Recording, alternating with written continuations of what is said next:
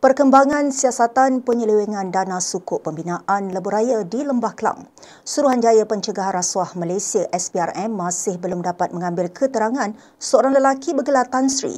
Lelaki itu yang juga pemegang konsesi lebuhraya masih berada dalam sebuah hospital swasta bagi mendapat rawatan berkaitan masalah kesihatannya. Memetik berita harian, sumber berkata proses bagi mengambil keterangan Tan Sri terbabit akan dilakukan dalam masa terdekat. Pegawai siasatan SPRM sebelum ini dilaporkan sudah mendapatkan pengesahan daripada doktor berkaitan status kesihatan Tan Sri terbabit sebelum keterangannya dirakam.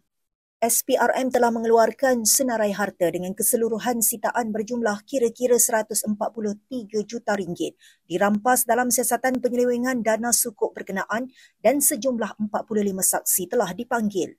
Jumlah terkini sitaan membabitkan 14 akaun individu berjumlah RM4.5 juta, 8 akaun syarikat berjumlah RM33 juta, minuman beralkohol bernilai RM3 juta, aset luar negara yang dinilai lebih daripada RM15 juta, serta aktiviti perjudian yang dianggarkan kira-kira RM20 juta.